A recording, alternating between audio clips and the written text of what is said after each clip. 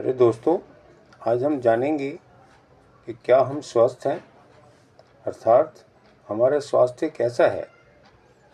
ये सब तभी संभव है जिस प्रकार हमने पिछले वीडियो में ये जानकारी ली थी कि बायोमार्कर्स या जैविक चिन्ह ये हमारे कैसे हैं।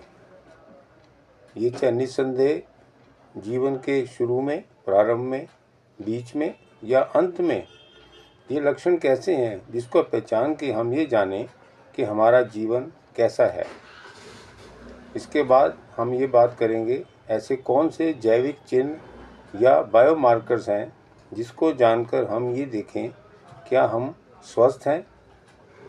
ये स्वस्थ या हमारा स्वास्थ्य कुछ बातों पर निर्भर करता है, जैसे शारीरिक स्वास्थ्य, मानसिक स्वास्थ्य, आध्यात्मिक स्वास्थ्य या सामाजिक स्वास्थ्य।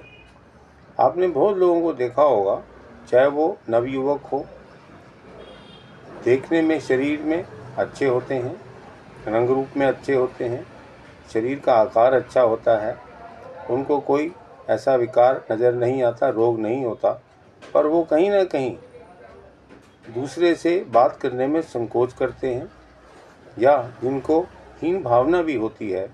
तो हम ये जानेंगे वो कि सामाजिक रूप से कहिए या आध्यात्मिक रूप से चलते वो किसी को सहयोग नहीं देते हैं और संकोच के मारे इस प्रकार के रोगों से पीड़ित होते हैं, जो कि उनके स्वास्थ्य को स्वस्थ न होने को एक प्रकार से निर्देशित करता है।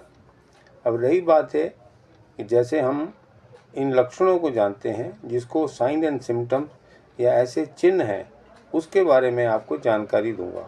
क्या हम बिना डॉक्टर की सलाह के या बिना डॉक्टर के जाए क्या हम भी पहचान सकते हैं कि हम स्वस्थ हैं या नहीं।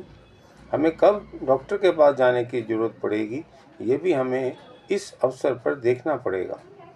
सबसे प्रथम तो आप ये जानिए, यदि हम रात को जब सोते हैं तो हम ये देखें क्या हमें गहरी नींद आ रही है, हम जल्दी से सो रहे हैं, बिना किसी चीज़ के हमें नींद आ रही है। जिस प्रकार से आजकल लोग ऐसी चीज़ों का सेवन करते हैं जो मादक होती हैं, उसको लेने पे अर्थात उन चीज़ों पे निर्भर करते हैं और नींद उनको तभी आती है। वो नींद गहरी है या नहीं है ये अलग विषय हो जाता है, पर सुबह उठ के क्या वो शरीर में हल्कापन, ताज़ापन, स्फूर्ति महसूस करते हैं या नहीं, ये भी देखना चाहिए। ऐसे ही क्या वह शौच, पेट साफ उनका बंधा हुआ बिना किसी तकलीफ के एक बार में साफ हो जाता है और नियमित रूप से होता है, ये भी देखने की बात है। इसके बाद आप देखेंगे जिन लोगों को जिस प्रकार का महसूस होना कि शरीर में हल्कापन है, भारीपन नहीं है, आलस दूर है, आलस कई लोगों को साथ साथ रहता है, काम करने में उनकी जो कार्य क्षमता है उतनी नहीं होती जितनी होनी चाहिए। उसका मुख्य कारण ये है कि कहीं ना कहीं वो अस्वस्थ हैं।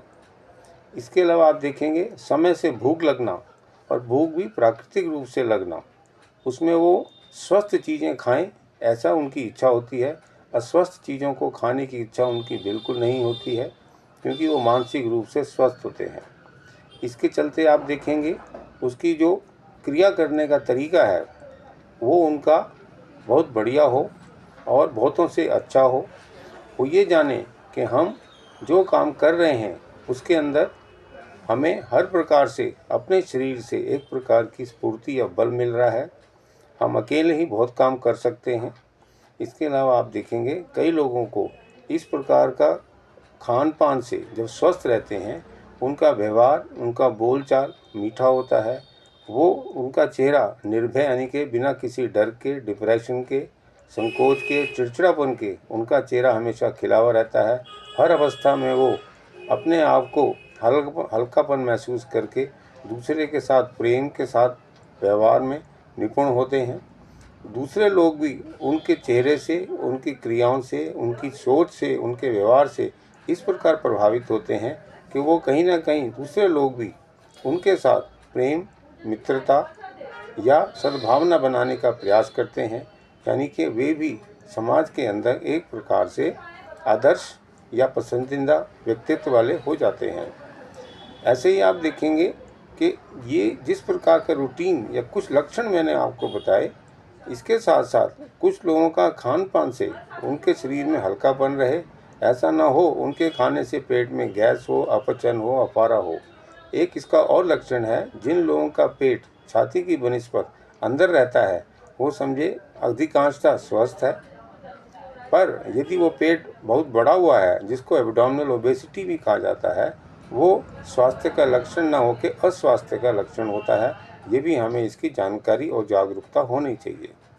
इसके साथ साथ आप देखेंगे कि किसी भी प्रकार से हम जब समाज में अपने शरीर के विकास के साथ साथ हर प्रकार से निपुण रहते हैं, दूसरों की मदद करते हैं, व्यवहार हमारा अच्छा होता है, तो हम ये जानें कि हमारा जो सामाजिक स्वास्थ्य है वो भी उत्तम है।